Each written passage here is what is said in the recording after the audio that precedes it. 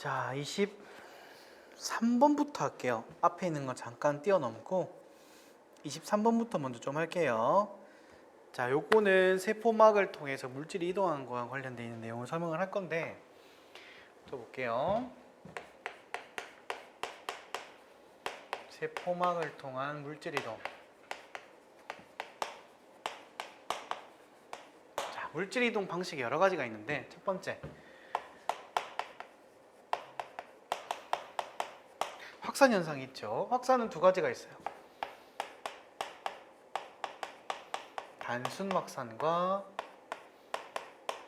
촉진 확산. 자, 단순 확산이 뭐였죠? 그죠? 단순 확산은 말 그대로 세포막을 통해서 물질이 이동하는 것을 의미를 했고, 촉진 확산 같은 경우에는 특정한 막단백질을 통해서 그 특정 물질만 빠르게 이동시킬 수 있는 그런 기능을 하는 확산의 형태라 그랬어요. 그래서 세포막 같은 경우에는 기본적으로 간단한 기체 있죠. 대표적인 예로 산소나 이산화탄소, O2나 CO2 같은 것들, CO2, O2 이런 친구들이 기체 교환할 때 단순 확산을 많이 하고, 촉진 확산 같은 경우는 우리가 이제 배웠던 것 중에 나트륨 이온 통로 이런 거, 칼륨 이온 통로 이런 친구들이 촉진 확산의 특정 막을 통해서 확 이동을 하죠.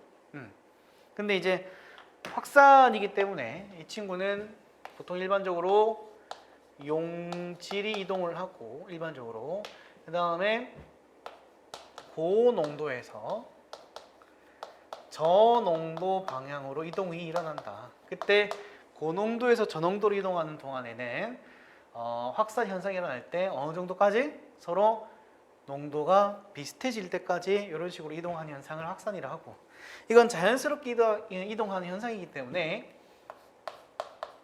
ATP 에너지를 사용하지 않는 게 특징이라 그랬어요. 그죠? 이걸 그래프로 간단하게 그려보면, 그래프가 보면 시간에 따라서 물질의 이동 속도를 비교해 보면 보통 단순 확산은 이렇게 어떤 부분은 좀 일반적인 형태의 그래프로 쭉 올라가는데, 촉진 확산 같은 경우는 초기 때 확 증가해. 그러다가 어느 순간 포화가 되면은 이렇게 일정해진 형태의 그래프를 띄게 된다. 이게 촉진 확산, 이게 단순 확산. 그 왜 그런 거였어요? 촉진 확산은 세포막에 존재하고 있는 막단백질이 한정됐기 때문에 그 모든 막단백질을 이용하게 되면 더 이상 속도가 증가하지 않아요. 근데 단순 확산은 세포막을 그냥 직접 통과하는 거기 때문에 그런 거 제약 없이 쭉 올라갈 수 있겠네. 좋았어. 두 번째, 3투. 자, 3투 같은 경우에는 위에 있는 확산과는 좀 다르게 주로 뭐가 움직이는 거? 용매가 이동하는 현상을 얘기하는 거죠. 용매. 여러분 그 혹시나 해서 하는 건데 용매, 용질, 용액 이런 거 알고 계시죠? 모르시는 분도 있을 수 있기 때문에 제가 간단하게 용어 설명을 좀 해볼게요. 자, 이렇게 비커가 있어. 이 비커에 내가 이렇게 물을 이렇게 채워놨어요. 그 다음에 내가 뭐 하냐면 소금을 가지고 와서 이렇게 집어넣을 거야. 괜찮죠? 그러면 이 용액은 뭐로 바뀌어요? 소금, 물이 되겠죠. 이제 물 속에다가 소금을 집어넣었으니까. 괜찮죠? 그때 여기에 물을 우리가 뭐라고 부르자? 물을, 이 친구를 용매라고 부르고, 녹이는 물질이죠. 녹는 물질인 소금을 용질, 그 다음에 소금물을 우리가 뭐라 하자? 녹아서 만들어진 물질이니까 용액. 괜찮죠? 이렇게. 자, 그 다음에 이런 식으로 녹이는 행위가 있을 거야. 녹이는 행위. 녹이는 행위를 우리가 용해라고 합니다. 이런 식으로 용용 죽겠지. 그죠? 죄송해요. 자, 아무튼 사용매가 있는데 어떻게 된다? 이 친구 특이하게 물이 움직이는 거기 때문에 이것도 그래프 한번 그려보자. 그림으로 여기다 그려볼게요.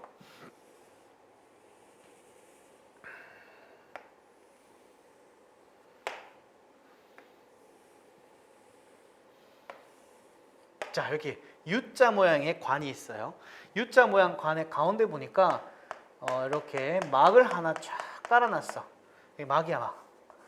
막인데 이 막의 특징은 뭐냐면 용질은 이동할 수 없어요. 용질은 이동할 수 없는데 용매는 이동이 가능한 그런 막이에요.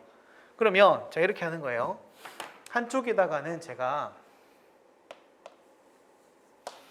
A라는 용액을 집어넣는데 예를 들어서 10% 소금물 농도를 가지고 있는 용액을 집어넣고 반대쪽에는 용액 B를 집어넣는데 이 10% 농도의 용액을 집어넣을 거예요. 그럼 누가 더 짜요? 얘가 훨씬 더 짜죠. 그랬을 때 용매 이동 방향은 어느 방향이냐? 이를 많이 물어봐요. 자, 이 방향으로 이동하느냐? 이 방향으로 이동하느냐? 이 두 가지를 물어보는데 자, 생각해봐요. 어느 방향일까요? 네, 정답은 A에서 B 방향. 이 친구가 정답이에요. 왜 그러냐면 여기 농도가 낮고 저농도죠. 써볼게요. 저농도고 고농도인데 아무래도 고농도에 있는 이 친구가 물의 양이 상대적으로 이 친구에 비해서 적은 거야. 그래서 물이 이 방향 이동하면서 이 용액을 희석시키고 반대로 물이 빠져나가기 때문에 용액의 농도가 증가하겠죠. 그러면서 수위가 얘는 살짝 위로 올라갈 거고 얘는 살짝 내려가면서 서로 농도가 같아지는 방향으로 이동을 하는 겁니다. 괜찮죠? 이게 만약에 이해가 안 되면 편하게 가요. 누가 더 짜? 얘가 더 짜. 짜면 뭐가 먹고 싶어? 물이 먹고 싶어. 이러면 돼요, 그냥. 괜찮죠? 이렇게 간단하게만 이해하시면 돼요. 자, 그래서 용매가 물이 저농도에서 고농도 방향으로 이동해서 서로 맞춰지더라. 그때 자연스럽게 물이 이동하는 거기 때문에 ATP를 사용하지 않는 게 특징이었다. 괜찮죠? 1번. 그래서 이렇게 되고 그래서 3투의 가장 기본적인 유형이 동물세포와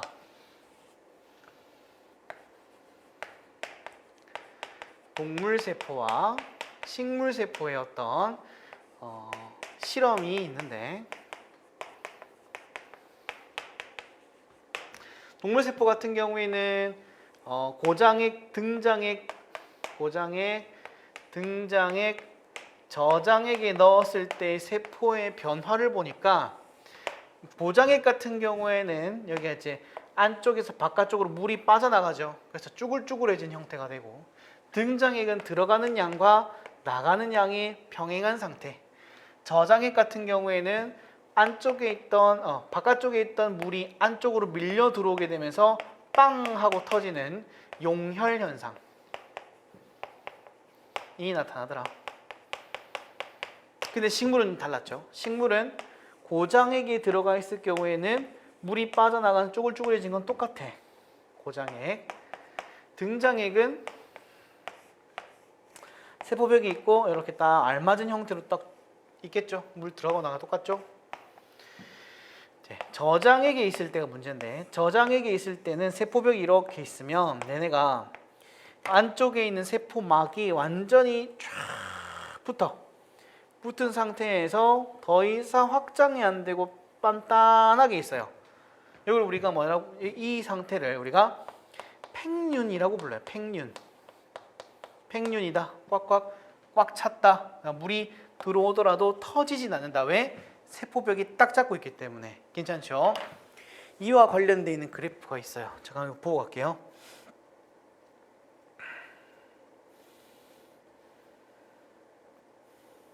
자, 여기 있다. 이 그래프예요. 자, 이와 관련되어 있는 그래프가 어떻게 되어 있느냐? 자, 보시면은 처음에 요거를 압력이 굉장히 강한 상태에 여기 있는 이 친구죠. 이 친구를 만약에 여기 뜯게 뽑아내 가지고는 요렇게 쭈글쭈글한 상태에 있는 세포를 가지고 와서 다른 비커에다 담아요. 담는데 이 담을 때 이 비커 안에 안쪽이 저농도에다가 집어넣으면 증류수 같은 거 집어넣으면 어떻게 돼요? 바깥쪽에서 안쪽 방향 물이 막 밀려 들어올 거야. 괜찮죠? 그러면 이제 동적으로 생각해 보면 이런 거예요. 처음에는 요 첫 번째 상황일 때는 세포벽이 이렇게 있으면 세포막이 이렇게 쭈글쭈글한 상태야. 괜찮죠? 그러면 바깥쪽이 저농도 상태이기 때문에 물이 안쪽으로 밀려 들어와. 그러면 점점점 세포가 커져 나가겠죠. 그러면 커져 나갈 때 안으로 들어오는 물의 양은 그냥 고지급대로 다 들어올 거예요. 그래서 이걸 우리가 학자가 뭐라고 이름 지었냐면 흡수력이라고 부릅니다. 흡수력. 이게 처음에 안으로 들어온 양이 흡수가 될 거야. 흡수. 흡수력이 아주 크게 작용할 거야. 괜찮죠? 이런 현상 우리가 삼투라 했으니까 삼투압이겠죠, 말 그대로. 그래서 처음에 삼투압과 흡수력이 지금 똑같은 형태의 그래프로 이동을 할 거야. 지금 제가 빨간색으로 표기한 거는 여기 나와 있는 그림이죠. 이 나와 있는 A 그래프가 삼투압. 그 다음에 처음에는 이렇게 흡수력이 지금 제가 초록색으로 그리는 흡수력인데 삼투압과 비슷하게 쭉 진행을 할 거예요. 하다가 자, 언제 변화가 생기느냐? 자, 여기 뭔가 시작되면서 올라가는 게 보이죠? 이렇게 점선 표기되어 있는 거. 이게 바로 이제 팽압이라고 하는 건데 이게 무슨 말이냐? 자, 이 시점이 되면은 이게 점점점 커지다가 세포막이 세포벽에 드디어 닿기 시작합니다. 이렇게 닿기 시작해. 그러면 이제 슬슬 뭐 하고 있는 중이에요? 밀어내고 있겠죠. 안쪽에 있는 세포막이 바깥쪽으로 세포벽을 밀어내고 있는 힘이 작용할 거고 이걸 우리가 팽압이라고 부르기로 했어요. 팽압이 쭉 작용하게 되면은 원래 흡수력에 의해서 안쪽으로 쭉쭉쭉 들어오던 게 팽압에 의해서 막히기 때문에 이 흡수력이 떨어지기 시작합니다. 언제까지? 여기가 서로 만나는 시점까지. 괜찮죠? 이게 제가 지금 초록색으로 그린 게 흡수력. 그러다가 완전히 삼투압과 팽압이 완전히 딱 같아지는 시점이 되면은 이게 뭐다? 이게 여기 세포막이 벽을 완전히 꽉꽉꽉 누르고 있는 상태인 최대 팽륜 상태가 된다라고 불러요. 괜찮죠? 오케이. 이렇게 그래프가 변화하는 거를 그림으로 표현을 한 거예요. 이게 식물세포가 가지고 있는 세포벽 때문에 특이한 현상이 나타나는 것이다. 까지만 아시면 돼요. 됐죠? 삼투했고. 그 다음 능동수송 쓸 때가 이거 좀 지울게요.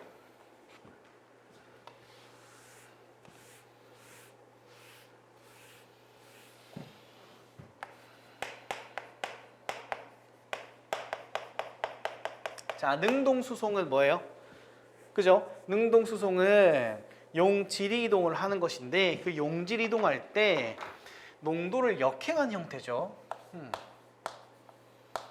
용질이 이동하는데 저농도에서 고농도 방향으로 농도를 역행하면서 용질이 이동하는 거야.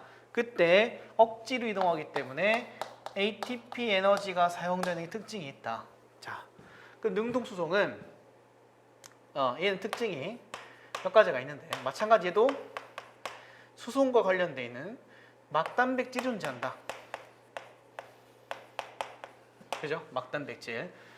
그리고 대표적인 예시 같은 경우에는 뭐 여러 가지가 있겠지만 뭐 콩팥에서 무기염, 포도당, 아미노산 이런 것들 재흡수하는 과정이라든지, 그죠?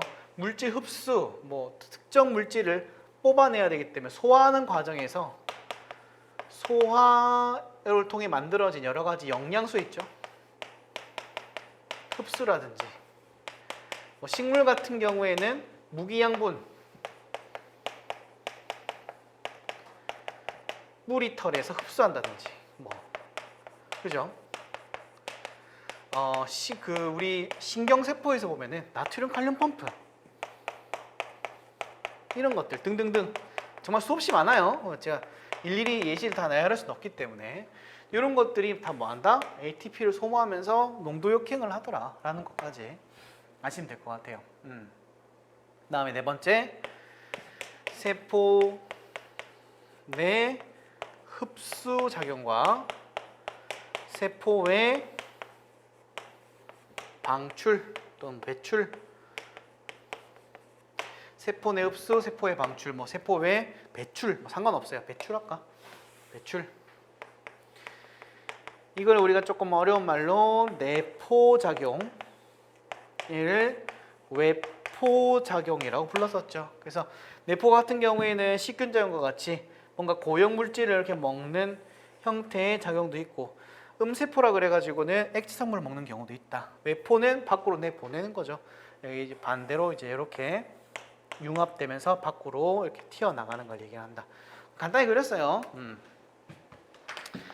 자, 마찬가지 저것도 억지로 한 작업이기 때문에 4번도 ATP를 에너지로 사용한다.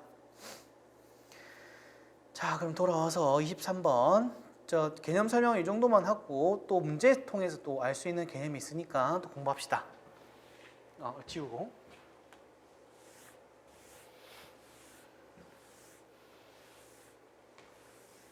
자, 그림은 세포막을 통한 물질의 이동 방식 가에서 다를 나타낸 것이다. 가와 나 중에 하나에는 막단백질이 관여하지 않으며 가나다는 단순 확산, 촉진 확산, 능동 수송을 순서 없이 나타냈다. 자, 가와 나 중에 막단백질이 관여하지 않으며 그랬어요. 하나가. 그럼 일단 봅시다. 여기는 고농도, 저농도. 저농도, 고농도네. 이거는 무조건 뭐밖에 안 돼? 능동 수송 빼박이네. 근데 가와 나 중에 하나는 막단백질이 관여를 안 한다고 그랬으니까 가 같은 경우에는 얘는 무조건 관여를 하겠죠. 얘는 관여를 안 한다고 하면 되겠네. 단순 확산이네. 얘는 뭐다? 촉진 확산. 됐다. 이렇게 문제를 푸는 거구나. 기억번. 가는 단순 확산이다. 맞고. 니은 수소이온이 ATP 합성 효소를 통해 미토콘드리아 막사이 공간에서 기질로 이동하는 방식은 나이다. 자, ATP 합성 효소 이게 나왔네. 자, 이것도 한번 봅시다. 미토콘드리아가 있어. 여기는 뭐가 존재한다? 크리스타 구조. 그죠? 이렇게 돼 있어. 여기 보면은 여기 제가 지금 빗금친 부분이 뭐라고 불러요? 막사이 공간이라고 부르죠. 이 막사이 공간에 수소이온이 이렇게 있어. 수소이온이 이렇게 있는데 여기에 자, ATP 합성 효소가 이렇게 있어요. 이 친구가 요거 타고 뿅 하고 쭉 빠져나가죠. 그죠? 이 쭉 빠져나간 현상을 뭐라고 하자? ATP 합성 효소를 통해서 쭉 빠져나간 현상을 확산이라고 부르죠. 특정 단백질을 이용했으니까 촉진 확산이라고 하는 게 맞겠네. 그럼 촉진 확산이니까 다라고 하는 게 맞죠? 그런데 문제에서 나라고 했으니까 틀렸네. 디귿. 인슐린의 분비는 다에서 일어난다. 자, 인슐린 분비. 특정한 물질을 바깥으로 배출하고 내보내는 작용은 여기서 1, 2, 3, 4 중에서 4번 세포 내 흡수랑 세포 외 배출 중에서 이 친구 작용을 얘기하는 거. 이게 인슐린, 글루카곤 같은 거 분비하는 거. 그래서 정답은 기억만 맞겠네요. 됐죠? 오케이. 자, 그 다음에 25번 조금 왔다 갔다 할게요. 25번. 자, 그림 어떤 세포에 막을 통해 물질이 이동하는 방식을 그림으로 표현을 해봤대요.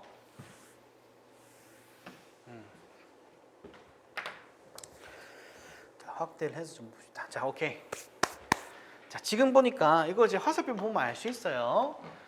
자, 고농도에서 저농도 방향으로 화살표가 이렇게 돼 있고, 이때 특수한 막단백질을 통해 이동을 하니까 얘는 촉진 확산이겠구나. 그 다음에 나에 있는 그림 보니까 마찬가지 고농도에서 저농도 방향 이동하지만 그냥 일반적으로 세포막을 이용했으니까 단순 확산이겠네. 자, 다 같은 경우에는 저농도에서 고농도 방향으로 이렇게 이동하는 것으로 보아하니 이건 뭐다? 능동수송이라고 말할 수 있겠네. 됐죠? 오케이. 그래서 기억번. 폐포에서 세포막을 통해 O2의 이동 방식은 가이다. 자, 여러분 O2 설명했었어요. O2랑 여기 있네. CO2 기체 교환할 때는 단순 확산을 통해 이동한다. 나라고 해야 되겠네. 니은 나에 의해서 세포 내외의 기억의 농도가 같아지면 막을 통한 기억의 이동은 존재하지 않는다. 자, 나에 여기 보니까 물질 이동할 때 서로 같아질 때까지 이동한다 그랬었죠. 그렇게 같아질 때까지 이동하고 나면은 기억 이동이 없다가 아니라 그때 아까 제가 이거 그린 것도 마찬가지로 들어가고 나가고 뭐하다? 동일한 양으로 일어나기 때문에 마치 안 움직이는 것처럼 보이는 거지 실제로는 뭐한다? 물질이 서로 왔다 갔다 하면서 평형 상태에서 이동을 한다. 틀렸다. 디귿 다에 의한 니은의 이동에 에너지가 사용된다. 자, 다에 그렇죠. 능동수송이면 에너지가 사용되겠네. 그럼 정답은 디귿만 맞네요. 25번 정답은 3번입니다. 아마 답지에는 이게 2번이라 돼 있을 거예요. 그리고 좀 수정을 해서 3번으로 고쳐주세요. 그 다음 오른쪽 26번. 표는 세포막을 통해 물질 이동 방식 1, 2, 3의 예를 나타낸 것이다. 1, 2, 3은 능동수송, 단순 확산, 세포의 배출, 외포작용을 순서 없이 나타냈다. 자, 여기 적혀 있네요. 세포 안에서 밖으로 인슐린이 이동한다. 외포작용. 나트륨 칼륨 펌프를 이용해서 이동한다. 능동수송. 폐포에서 모세혈관으로의 O2의 이동이 일어난다. 단순 확산. 쉽죠? 이미 한번 공부했던 거기 때문에 아마 쉽게 술술 넘어갈 거예요. 기억번. 1은 세포 외 배출작용이다. 맞다. 니은 틸라코이드 내부의 수소이온이 ATP 합성 효소를 통해 스트로마로 이동하는 방식. 우리 아까 전에 공부했던 막사이 공간에서 기질로 확산한 것과 마찬가지죠. 이건 촉진 확산을 통해서 이동하는 거야. 아니야. 디귿 3에서는 막단백질이 이용된다. 3은 뭐예요? 단순 확산이니까 아니네. 정답은 1번 기억되겠습니다. 쉽죠? 너무 쉬워. 재미없어. 너무 쉬워. 재미없어. 자, 이제 슬슬 어려운 거 조금씩 해볼게요. 조금만 쉬운 것 좀 더 하고. 자, 27번 이것도 좀 해보고 갑시다. 자, 폐포랑 모세혈관 사이의 기체 교환은 단순 확산. 펌프를 이용한 거 능동수송. 적고 기억번. 1에 의해 물질이 고농도에서 저농도로 이동한다. 그죠? 저 고농도 저농도 가는 거 용질 이동하는 거죠. 니은 낙할 펌프를 통해서 나트륨 이동에 ATP가 이용된다. 맞죠? 그 다음에 신경에서 나트륨 통로, 칼륨 통로는 촉진 확산이기 때문에 ATP 에너지를 사용하지 않는다가 특징이었죠. 디귿번. 1과 2에서 모두 막단백질이 이용된다. 자, 2가 사용되는 건 맞는데 1은 아니다. 정답은 기억니은 3번이네요. 자, 이제 슬 한번 어려운 걸 하나씩 건드려 볼게요. 자, 이 문제 보여. 그죠? 길죠? 다 맞지도 않아. 자, 하나씩 봅시다. 천천히 갈게요. 천천히. 이거 처음 공부하시는 분들은 진짜 완전 난감하다고 하더라고요. 그래서 천천히 한번 볼게요. 문제 28번입니다. 다음은 삼투 현상에 대한 실험이다. 자, 삼투를 단순하게 물어볼 수도 있는데 이런 식으로 실험적인 데이터나 어떤 과정을 가지고 와가지고는 자, 이런 상황이 벌어졌어. 자, 이건 너 어떻게 해석해야 돼? 라고 물어보는 경우가 꽤 많아요. 이게 수능형이에요. 자, 질량이 같고 한 변이 1cm인 정육면체 모양의 감자 조각 A와 B를 유리막대 양 끝에 매달아 수평을 이루도록 한다. 자, 마치 뭐랑 똑같아요? 양팔적으로 이렇게 들고 있는 거 똑같은 거죠. 농도가 서로 다른 용액, 여기 중요하네. 농도가 서로 다른 설탕 용액 기억과 니은을 준비한다. 감자세포 4개 농도는 두 설탕 용액 중 하나의 농도보다는 높고 다른 하나의 농도보다 낮다. 자, 이거 이제 문장 해석을 해야 돼. 이제 국어 영역이야, 이게. 언어 영역이죠. 감자세포 4개 농도는 두 설탕 용액 중 하나의 농도보다는 높고 다른 하나의 농도보다는 낮대요. 그러니까 감자세포가 이렇게 있는데 이게 지금 기역과 니은이 있어. 기역과 니은이 있는데 예를 들어서 이거 10이라고 하면은 얘는 한 20쯤 되고 얘는 5쯤 되는 거예요. 제발 이해가 돼요? 아니면 반대든지 뭔지 모른대. 아무튼 그렇고 다 A와 B를 각각 설탕용의 기역과 니은이 들어있는 비커에 충분히 잠기도록 넣는다. 그리고 밑에 그림이 하나 나와 있어. 자, 그림. 이게 친절한 문제야. 그림을 줬어. 똑같이 양팔 저울로 만든 다음에 똑같이 감자를 이렇게 딱 잘라가지고 만들고 그리고 설탕용의 기역과 니은을 동시에 딱 담그는 거예요. 자, 10분이 경과한 후에 유리막대를 들어 올렸을 때 유리막대는 B 쪽으로 기울어졌으며 질량이 축적한 결과 A는 질량을 측정한 결과 A는 설탕 용액에 넣기 전보다 질량이 감소했고 B는 설탕 용액에 넣기 전보다 질량이 증가했대요. 자, 얘는 질량이 감소했고 얘는 질량이 증가했대요. 그 말은 담갔을 때 여기 있던 용액 중에서 물이 뭐 한다? 밖으로 빠져나갔다. 반대로 얘는 뭐 했다? 들어갔다는 뜻이죠. 그럼 생각을 해봐요. 생각을 해봐. 물이 빠져나가면서 이게 이제 질량이 감소했다는 거니까 물이 빠져나갈 때 어느 방향으로 빠져나가요? 그죠? 저농도에서 고농도 방향으로 빠져나가잖아. 괜찮죠? 그럼 얘는 반대로 뭐가 돼요? 얘는 저농도에서 고농도였기 때문에 물이 들어가면서 질량이 커진 거겠죠. 괜찮네. 그러니까 이제 무거워진 B를 보고는 B에 있는 막대 방향이 밑으로 내려앉고 얘는 위로 들어 올려지겠네. 맞죠? 자, 그러면 기억님 디귿. 자, 단 설탕 용액의 농도 이외의 다른 조건은 모두 동일하다. 고려하지 않는 뜻이겠네. 기억. A의 세포에서 세포막을 통한 물의 이동에 ATP가 소모된다. 지금 용액에 물이, 즉 용매가 이동한 현상을 얘기하는 삼투 현상이기 때문에 여기서는 ATP 소모가 안 되는 거죠. 우리가 이미 배웠으니까. 그 다음 니은. 설탕 용액 니은에 들어있는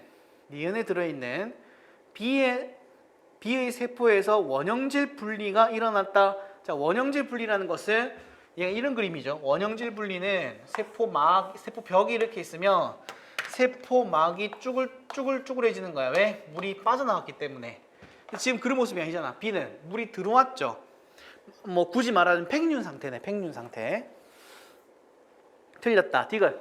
나에서 설탕 용액의 농도는 기억이 니은보다 높다. 나가 어디 있어? 위에. 설탕 용액은 기억과 니은 비교하면 되네요. 얘는 고농도, 저농도. 기억이 높네. 맞네. 그럼 정답은 디귿 3번 되겠습니다. 이거 어떻게 하는지 아시겠어요? 이게 결국은 몰라, 이게 나쁜 말로 표현하자면 이걸 못하면 국어가 안 되는 거예요. 네.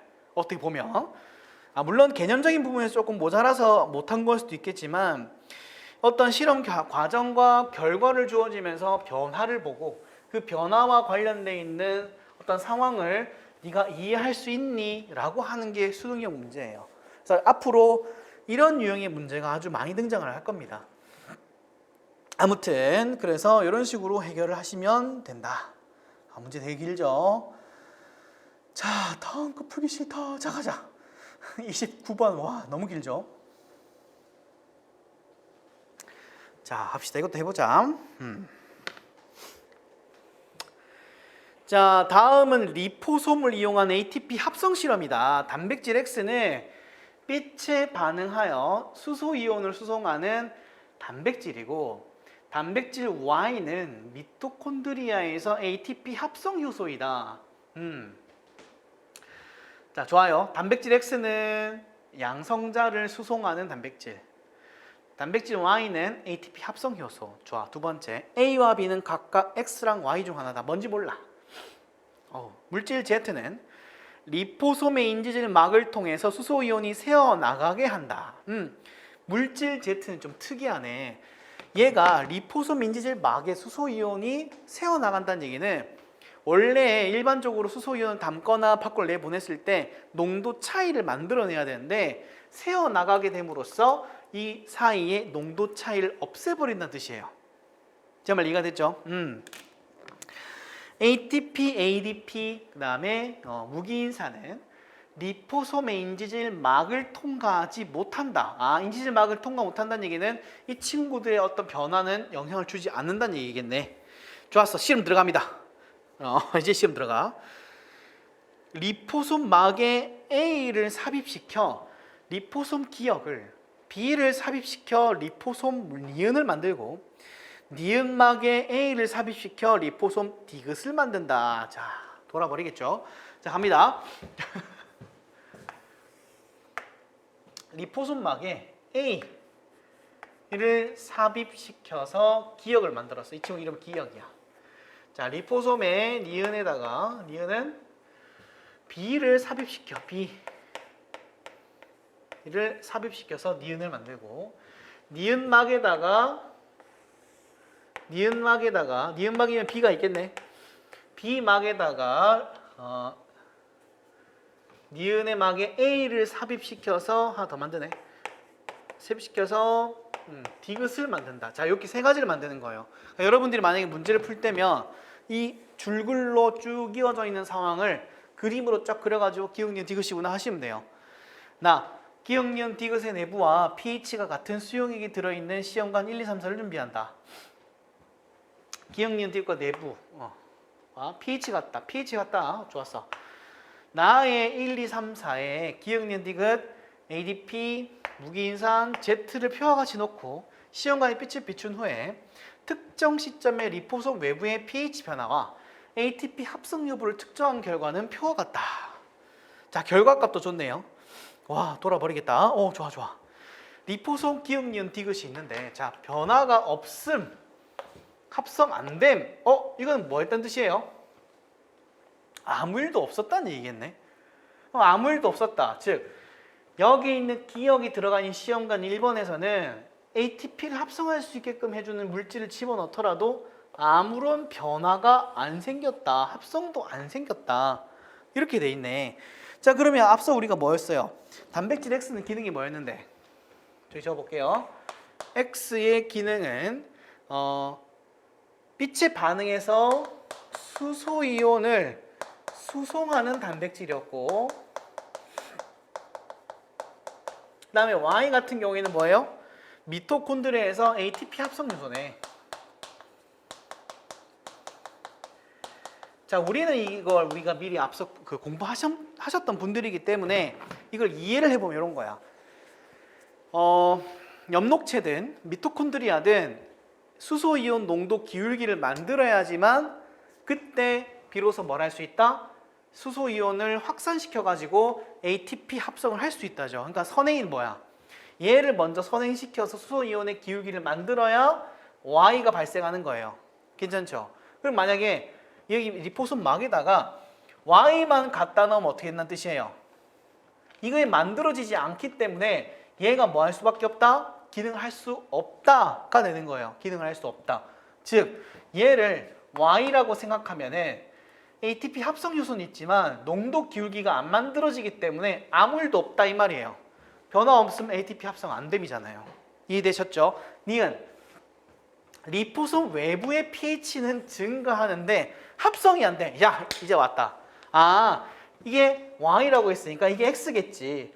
X는 수소이온 농도에 변화를 주는 거니까 내부의 그 리포솜 외부의 pH는 증가한다는 얘기는 뭐 한다? 이렇게 바깥으로 뭐 하더라? 수소이온이 펌핑 되더라. 그럼 바깥쪽 수소이온이 다 나가버리기 때문에 바깥쪽의 수소 pH는 증가구나. 죄송해요. 반대로 그렸네. 반대로 이렇게 안쪽으로 들어온다 이 말이네. 그럼 수소이온이 안쪽에 막 쌓이게 되겠지. 그럼 바깥쪽의 수소이온 농도는 낮아지기 때문에 pH는 증가한 거 맞네. 근데 합성은 안 된대. 이해됐죠? Y가 없기 때문에 여기서는 X가 맞구나. 확정이네. 리포솜 디귿. 디귿은 요 친구야, 요 친구. A, B 다 있어. 아, 합성됨. 그럼 뭐겠어요? 증가함이겠네. 증가했다가 수소이온이 펌핑을 통해서 쭉쭉쭉 증가했다가 B를 통해 들어오겠죠. 들어왔다가 이걸 통해 밖으로 슝슝슝 나가면서 ATP 합성이 일어나겠네요. 맞죠? 그 다음 디귿.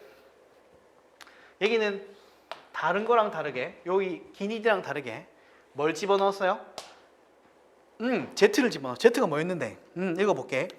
물질 Z는 리포솜의 인지질막을 통해 수소이온이 새어나가게 한다. 아, 안쪽으로 수소이온을 펌핑질 하더라도 여기에 Z가 존재하면은 슉슉슉 다 빠져나간다는 소리네.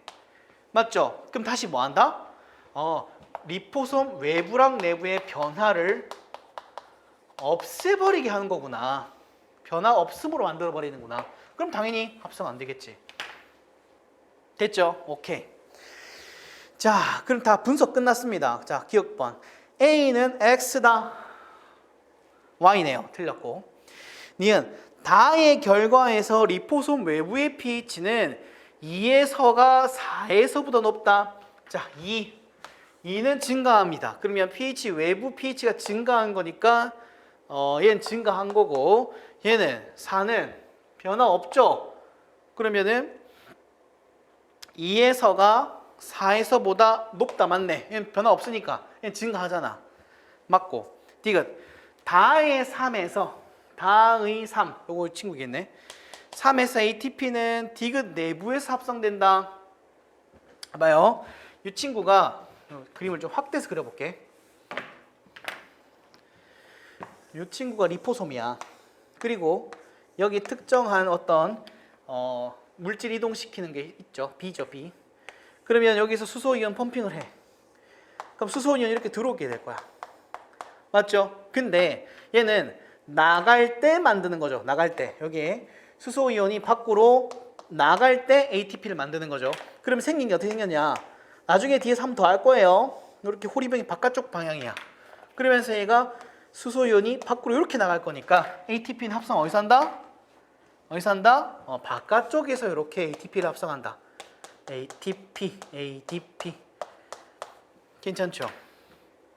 내부 합성이 아니라 외부에서 만들어지네. 괜찮죠? 그래서 이 문제는 정답이 2번이 되고 기본적으로 개념도 알고 있어야 되고 상황도 파악해야 되고 실험적인 어떤 상황이 어떤 차이가 있는지도 이해해야 돼요. 이런 게 수능 유형이에요. 네. 그죠? 그래서 아마 이 문제를 예습으로 공부하셨던 분들이라면 이게 뭐야 싶을 거예요. 그래서 처음엔 좀 어렵겠지만 차근차근 문제 푸시면 얼마든지 해결 가능한 부분이니까 이렇게 조금 해결을 우리 하도록 합시다. 네. 자, 돌아가서 네. 좀 쉬었다 해야 되겠어요. 왜냐면 이게 한 호흡을 들어가려 그러면은 이게 좀 길어가지고 조금 여기서 잠깐 끊고 조금 쉬었다가 다음 호흡 들어갈게요.